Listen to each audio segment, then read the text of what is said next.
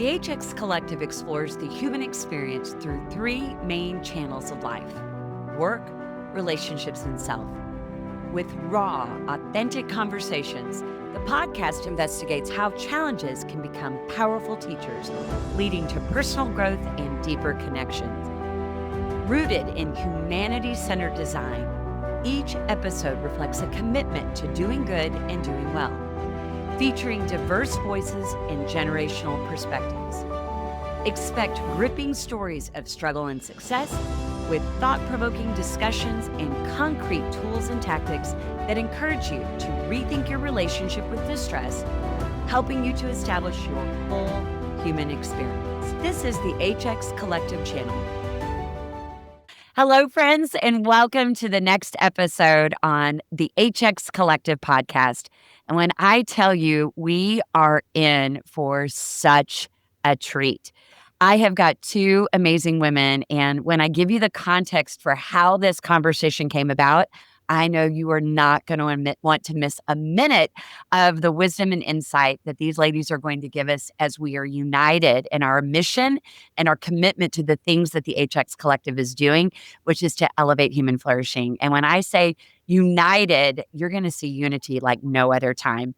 As many of you know, our HX ally, Alycia Sutor, has been such a thought leader in contributing her considerations around human flourishing through the lens of work, through the lens of relationships, and through the lens of self. So you've gotten a chance to get to know her, but you're going to get to see another side of Alycia today, and that she has been on a journey. It's really a journey since she and I met each other almost 20 years ago, but I can say for a good solid decade, I have watched Alycia's journey as my business partner, as one of my closest friends, as she has been looking for the bigger picture, the meaning and purpose of what it means to be fully human and fully alive, and to do that through the realm of spiritual growth and spiritual direction. And for the last 10 years, she has been in collaboration and connection with what I can tell you is one of the most amazing women that I have not yet met until today, Lorilyn Wiering, who is a spiritual director and who has a level of awareness and a level of connection that is transformational. So as we move into our discussion today, we're going to talk about what it means to see human flourishing through the lens of our spiritual growth and spiritual journey, and how that can have a deep and abiding and meaningful impact on humanity as a whole. So Lorilyn, Alycia, welcome. I know this is going to be an awesome chance for me to get to know more about your journey and your experience, and I can't wait for the practical things that our audience is going to take away as they evaluate their own human experience and how they can be inspired to elevate others in the process. So let's begin. I need backstory. I need details. I need an understanding, like, how do two people knit together and find each other? Well, I think it's a really sexy intro to say it started in the bathroom. But I believe the actual origin moment started in a bathroom at a conference in New York City that Lorilyn and I were both attending. It was a conference for female pastors. And I was a little fish out of water because I am not a pastor. I am female. But I was kind of curious to just be in the presence of, and to kind of think through a lot of the spirituality questions that I was having at the time. So I took a flyer and I randomly signed up for this conference and knew no one. And Lorilyn was probably one of the first people I met. We connected in the bathroom and quickly discovered we had Midwestern roots in common. And then all kinds of things began to unfold out of conversation. And it has been at least a 10-year journey of just friendship and walking through life together, but very intentionally. So one of the things that Lorilyn and I have gotten to do over the years is to hold space for each other, to just come and talk about life, and to talk about our businesses, and to talk about how we are interweaving spirituality into all of the facets of who we are as women and business owners and consultants and coaches. And so that's been such a gift. So I am so delighted and ecstatic that you are here, Lorilyn, and I will let you tell people more about you, but that was a little bit of our origin story. Yeah, I forgot it was in the bathroom, but that came to my mind's eye as you were speaking. So thank you for that. Super fun. Also, not a pastor, but a female. And so we were both kind of these misfits in a space that we were interested in. And from my sense, as I recall that in my body, what I feel is just this magnetic draw. I opened an email. I knew I needed to be there. When I went to bed the night before, here I was in this hotel room. I didn't know anything about really what this conference was going to be. And I had one prayer that rose up. It was what was already praying itself in me. And it was just for me to meet one right person. And I can remember lying down the next night and I was like, wow, I didn't know the prayer that was praying itself in me. And I heard it and then it was answered. And it has been a delight because I think we've had so much mutual inspiration. We're two super different humans and share so much in common. And it's been great. Yeah. Well, I know that joy is a big piece of what guides you. And I think if I'm just using this moment, and for those that are listening on an audio, please go listen to this in visual. Lorilyn Wiering is radiating this light and joy. And so there is just something powerful about that. But I just also want to create a quick post note to those folks who are listening. If you're a gentleman who is listening to our podcast today, magical things happen in ladies' restrooms. I want so much for the men to have that shared experience, to be able to do transformation work while also in a public restroom. And so let that be the case.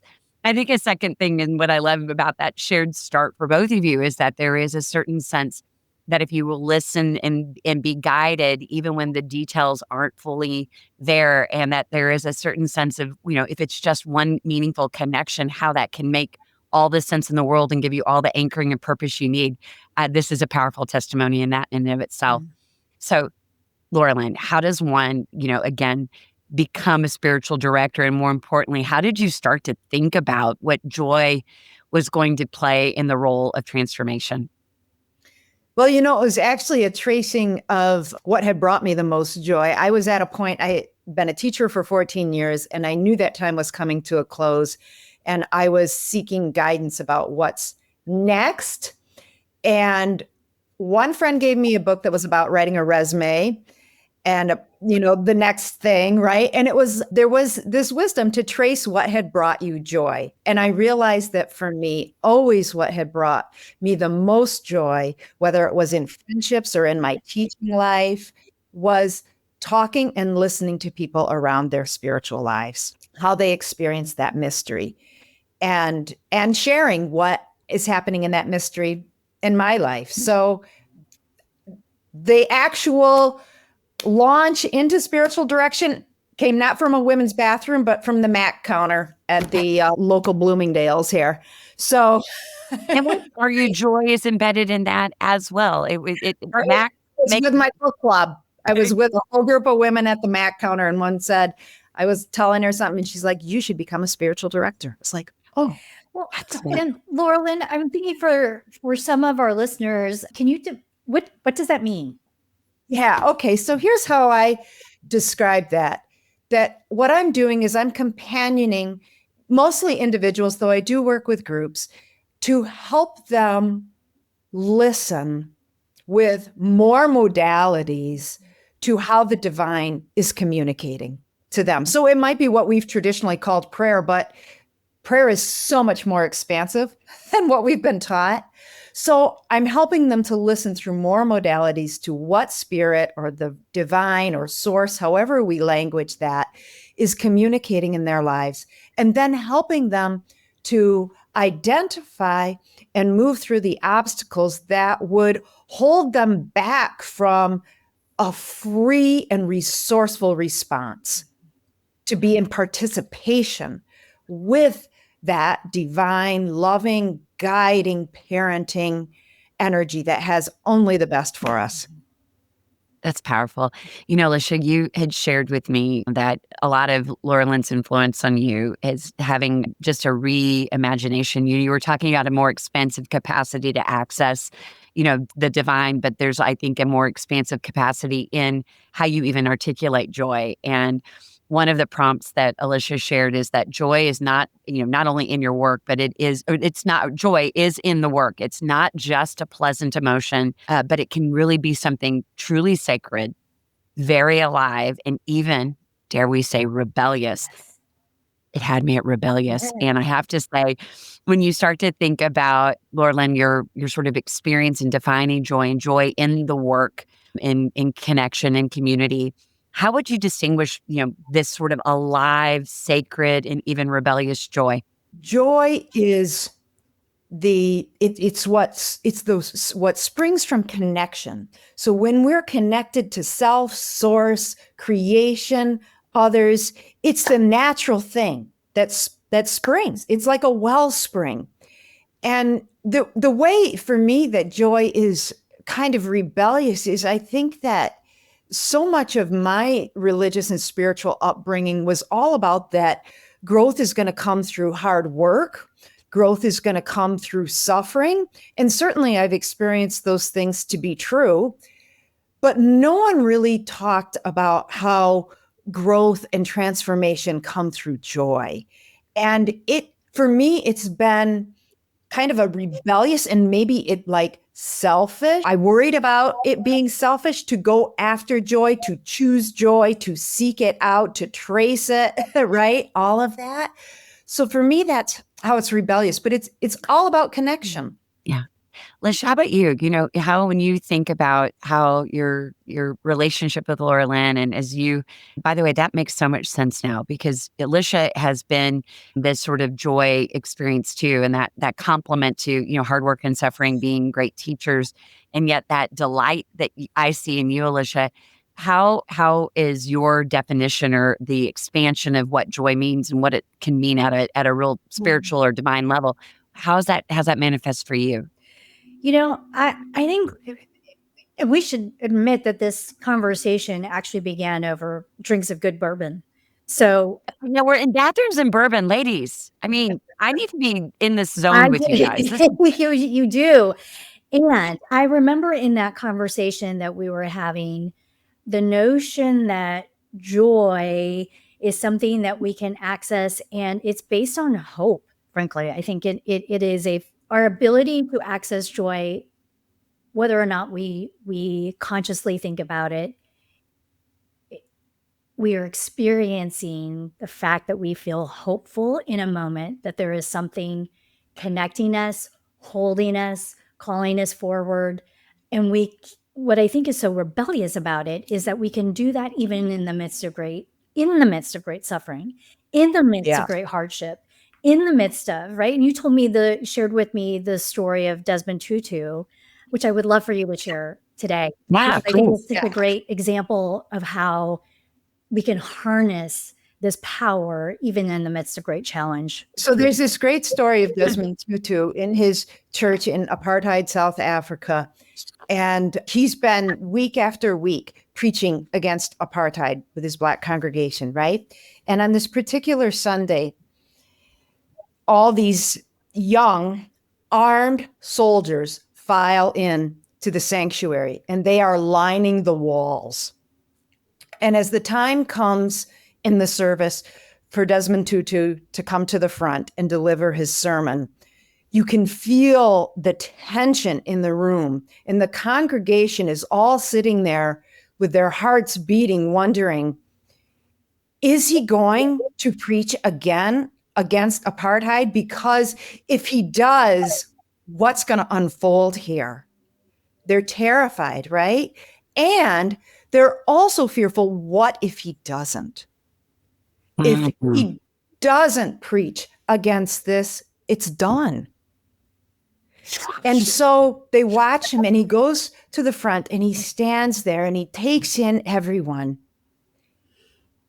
And he starts bouncing on his heels. Just this movement. And then he starts laughing. And he's laughing. And it becomes contagious. First, his congregation kind of starts to laugh. And it picks up, and they're all laughing. And pretty soon, even some of the soldiers are also laughing. And then he goes on to preach against apartheid. And it was all okay. And what that tells me is that this man has such a deep anchoring, an imaginative, but that doesn't mean it's not real. He's used his sacred imagination to know the future that is waiting for us. And he's anchored there. And that gives him a confidence and an assurance and a joy. I think when I hear you say hope, Alycia, that's how I understand that. Yeah. Yeah. And that something is good, right? And something is for us. Yeah, absolutely. Yes, that reality is for us. Like beyond our imagination is for us, particularly and collectively for us. Yeah, that's powerful. I think when I'm trying to imagine that circumstance and that situation, and so how much interdependence there is in this exchange of joy. I think you all described it as this idea that there are two strands where the joy can be both a driver and it's also receptivity as the path. And those things coming together, that there's a giving and receiving quality of joy, and the idea of how we receive and then how we are able to drive and give. And when you think about that, and really as the concept of joy, and as we're having really an evolutionary discussion about what it actually means, say a bit more about how, as I'm thinking about, what am I to do if I were to had a great desire to have access for either receiving or giving? Like, what are some of the insights you can share that might influence how one presents themselves to experiencing this kind of evolutionary type of joy? Yeah.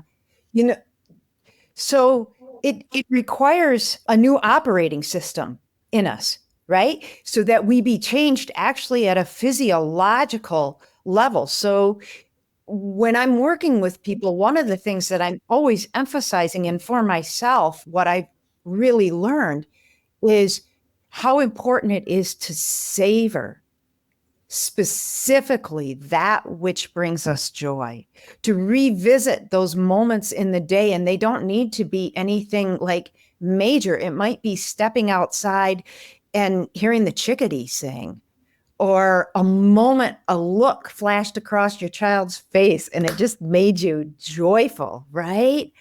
And modern science teaches us that when we savor something positive for 11 seconds, that gets imprinted on our cells. We are changed at a cellular level, and that's what we call healing.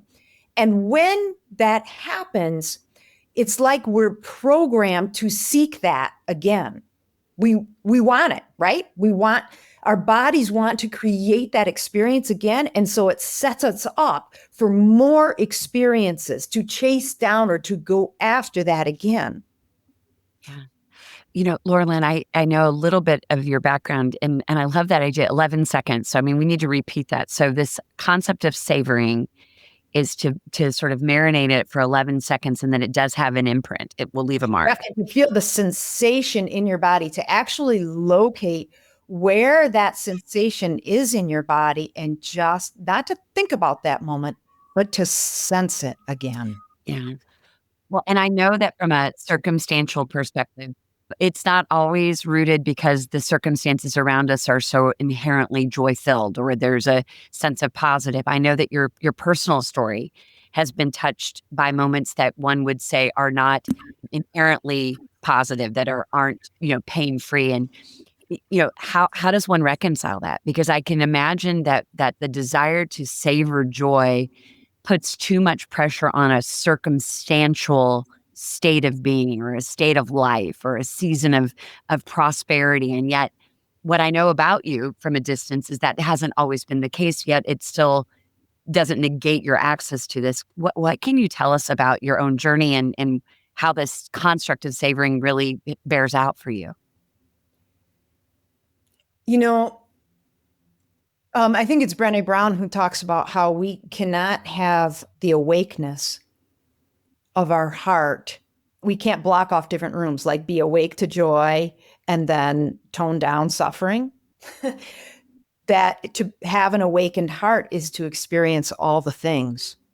And so, because of my personality type, I have been over awake historically to sadness and grief and pain, and have sort of shunned joy and been fearful of joy and abundance and goodness.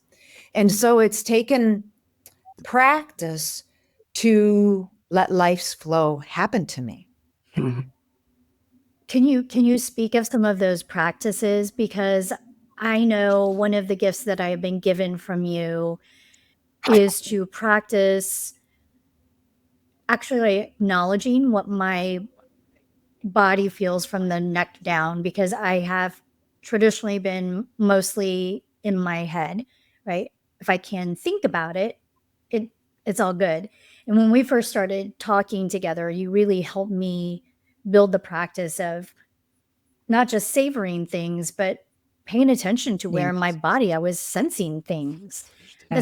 That was such a great pragmatic, right, exercise or muscle builder, I guess. What else would you teach people to do to savor?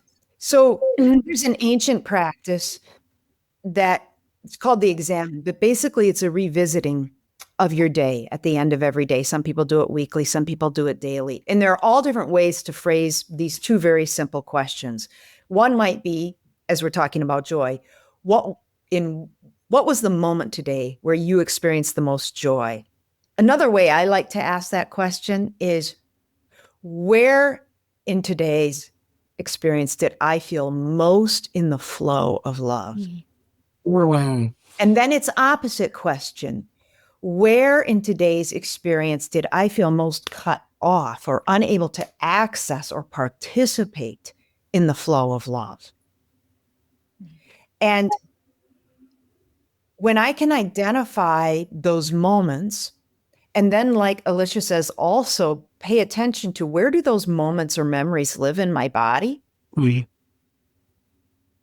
and bring the breath to that. Body is infinitely wise, infinitely wise. And so when we bring the breath, compassionate awareness to sensation in the body, and a gentle curiosity, like, what's that constriction in my heart about? Or that in my gut, or the way my head is doing this, right? What might that be about? Things start to come. And we start to get some insight. Oh, maybe this is, and because I work with the Enneagram, I'm thinking through those lenses, but I'm thinking about the mind. The mind's primary concern is safety. Yeah. And so, what's going on if this is where there's constriction?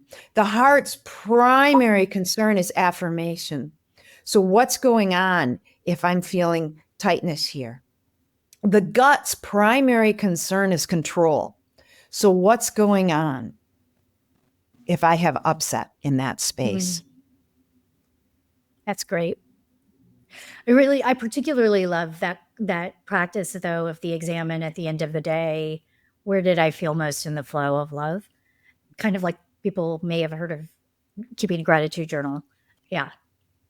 That joy. Well, and I appreciate that too. I was thinking the same thing. It's like a more hypersensitized way of thinking about a gratitude. Like, what was I thankful for? But no, that where did I place myself? In full body, mind, spirit, in the flow of love. I also can recognize, and as you're moving through head to sort of this heart, there's a construct of receptivity, right? That there's a belief one, that there's a way that there's goodness, but then how do you receive it? I'm just on a very practical level. I have this weird hangover of, I'm sure, some deeper, set of emotion around pain or shame, where I am very happy to produce gratitude or love or try and create the flow of love for other people. But for whatever reason, I don't always allow myself to like pause, almost like I'm being greedy if I like receive goodness or I receive love. So, I suspect just based on the way you both are reacting, maybe that's a familiar place, or at least people like me. What can you tell us though about that receptivity? Because I think producing and receiving, sometimes if you're in that zone of like, well, it's producing, but then you get into like almost like toxic positivity and don't get to that space of authenticity. Yeah. What do we need to know about receptivity and the ability to experience it? It's a practice. So we practice receptivity and we notice what comes of it. We practice as simply as receiving words of affirmation from another and really taking that in and trusting that to do good work in us. Alycia looks like, Lorilyn, yeah. maybe you're making me think about was it a month in Morocco? Yeah. And your decision to consciously say, I'm going to practice receiving or savoring. Can you share that? I think it's such a... That month healed me. So I went to Morocco for a month and I made an agreement with myself before I left that I would say yes to any offer that someone made to me or that life made to me that sounded like what I wanted to do or what I wanted to receive. So that just tells you I have a long history of saying, no, that's okay. I don't need that. Or I wouldn't have said it out loud, but internally what was going on is I don't deserve that. And the first night when I arrived in Marrakesh, I had a dream. And in my dream, the beloved met me on the steps and on a staircase, and we had a very sweet exchange, and it was intimate, but not fully intimate. And the beloved asked me, why aren't you making love with me? And I was like, woo, I thought I was doing pretty good coming all the way to Morocco, but clearly I am not yet fully receptive. So it became like, it really put a point on it for me. And for 30 days, I said yes to playing with clay and pottery classes. I said yes to going to the market. I said yes to invitations to dinner from people I didn't know. I said yes to going to the Moroccan baths and being cared for like a baby. And I had no idea the capacity I had for joy. I was not unhappy. I didn't go to Morocco for a month because there was an unhappy situation in my life.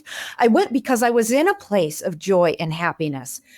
But I lived a month that was happier or more joyful, I'd say, than any month I had ever experienced. But the other part of it, what was so healing, was to discover the complete lie that was somehow going to ruin me or make me a entitled, selfish human. Because what happened for me, I can remember walking down the alleyways of Marrakesh and being like, how could I give more? How could I give more? What is life asking of me? What is this shopkeeper asking of me? What are my hosts asking? What do they need? What is my community that I serve here in the States needing? How can I give more freely? That was what happened as a result of being so receptive. And it's really undone for me fear around being receptive. It just was a big undo. So I'm also wanting to pull apart or define perhaps a little more concretely how we're thinking about joy, because I could imagine that in one sense, people might listen to this and say, one, it sounds very sort of hedonistic. It's all about sort of pleasure and do what you want and right, screw everybody else, or that you have to be in a place of, you know, I can't afford to take a month off to go to Morocco. Like how, so I want to talk about this because I think you had such a great extreme experience, but it wasn't just about chasing pleasure. Joy was something I think is different. Can we Yeah. talk through Yeah. that a little? Yeah. Yeah. I mean, for me, it was also structuring my day. So most days I never left where I was staying until about 2 o'clock in the afternoon. It was taking time to write in my journal. It was taking time to blog for my community because that brought me joy and that kind of connection. Joy is not the same as happiness, right? It is,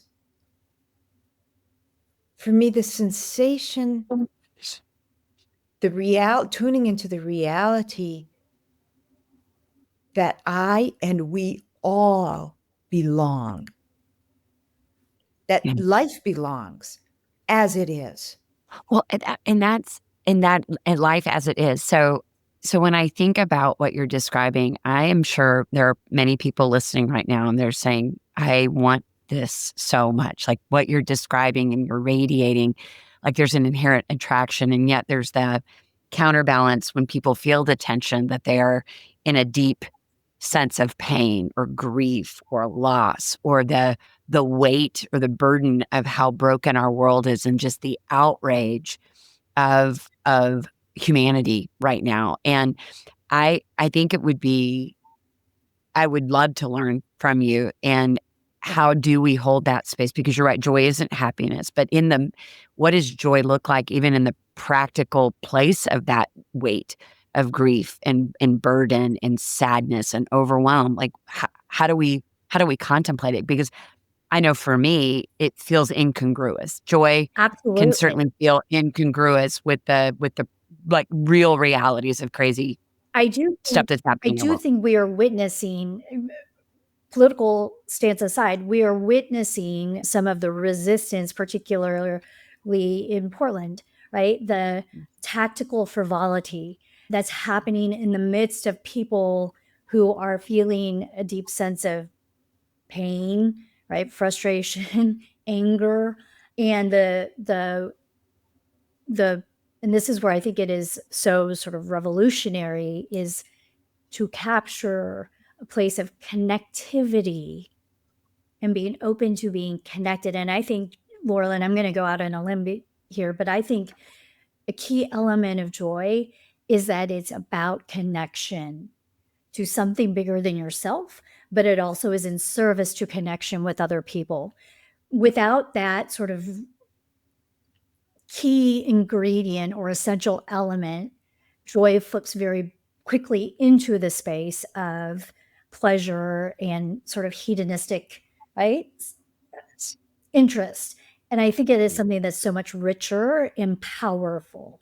But I think connection, being aware of connection to yourself, to something universal, and then to other people is fundamental. 100%. So currently, I have a son who's 27 who's living at home, and there are lots of challenges. There's addiction, there's mental health concerns, there's ADHD, all these things. Okay, so very challenging situation as a parent, and often a cause for, does grief come up? Yes. Does fear come up? Yes. Does a desire to control come up? Yes. All these things, right? Anger, all the stuff that comes up. And the receptivity is also a receptivity to all of that. Anger belongs. Grief belongs. Fear is here. Welcome, welcome, welcome. Mm. What does this fear have to teach me? What does this anger have to show me? What does this grief have to show me? And it's all to be welcomed because it's here and it can be related to in a way that's resourceful and for the benefit of all. And this requires this sort of spiritual imagination, I guess, or trust, we might call it, or faith, we might call it, that we are connected beyond what we can see or know. So we had, and I'll tell a little story. My husband and I were going to be away for 2 full weeks. Didn't feel like it was a great idea for this son to be home on his own for these 2 full weeks. So we purchased a ticket for his birthday for him to visit his brother. And on the morning we were going to head out for 2 weeks, I brought him for a 7 a.m. flight to the airport. And he was going to be with his brother for 10 days. And this calmed us, calmed him. I'm like, okay, this is going to be a good thing. So ADHD, all the things, I'd given him plenty of margin, but we left the house too late. And I'm like, yikes. We hit traffic on the way, like more yikes. I dropped him off. I'm like, you're going to have to move, buddy. I was a block away from home. Son also does not have an operating phone. I get the call on my phone. Are you in the airport? This is United Airlines. And I'm like, this is a call for my son. He is in the airport. I'm sure he's going through security. Please, please, please, please wait for him, right? Well, we wait. I don't hear anything. I'm back home. I'm having my coffee. We're getting ready to walk out the door and get a text from my son. I've missed the plane. They've shut the gate. Okay, all the stuff comes up. And because I'm practiced, for me, welcome, welcome, welcome. So I'm just breathing. I'm just breathing. I'm like, wow, this will be interesting. I don't know what I could do in this situation. I have no idea how this is going to turn out. I'm just reading. I text him back and say, well, have a conversation with the gate agent. Start exploring your options. About 2 minutes later, I get a text. I'm on the plane. I'm good. We lost connection because they were taking off. Life has been crazy pants here since then. So it wasn't until last weekend when we were together in Minnesota, a family gathering, and my other son missed a flight. Hello. Where this son said, let me tell you what happened. And I'm like, yeah, holy cow, what happened? He said, I'd sat down and I was researching next flights. And he said, then the gate door opened and out walked the pilot. And he came to me and he said, I saw you and this plane is not leaving without you. Get on the plane.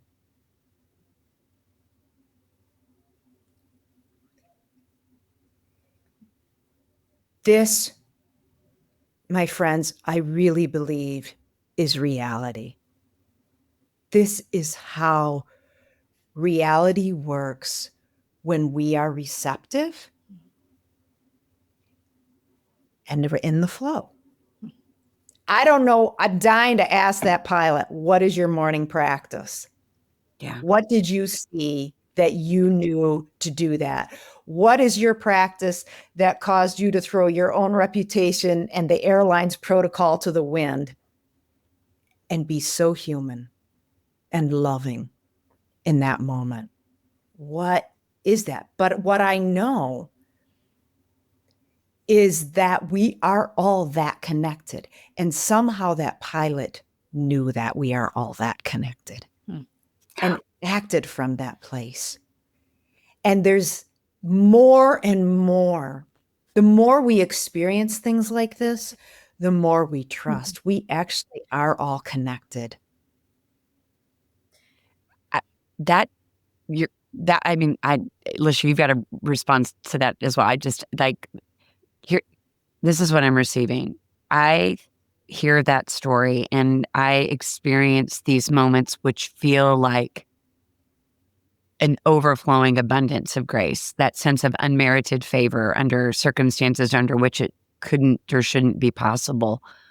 And I think it's very tempting to say, wow, these are just one-offs or these are just miracles. But I think the more people that talk about those moments, we do begin to see like they aren't so one-off. They're not so like, oh, well, just happen to have the lucky day, that sense that there has to be something greater. And and crowdsourcing more and more of those stories. And so I'm going to ask everyone who's listening right now to be reflective and to think about when did you experience, or when did someone you know or love experience that sense of like that was an unmerited, miraculous level of favor that produced an outcome that was so required to have your son be intact and for you and your husband to be away, and that just that sense of things is just a powerful moment. And it's bringing to mind for me how many times I've personally seen or experienced that, or watched others that I love experience that.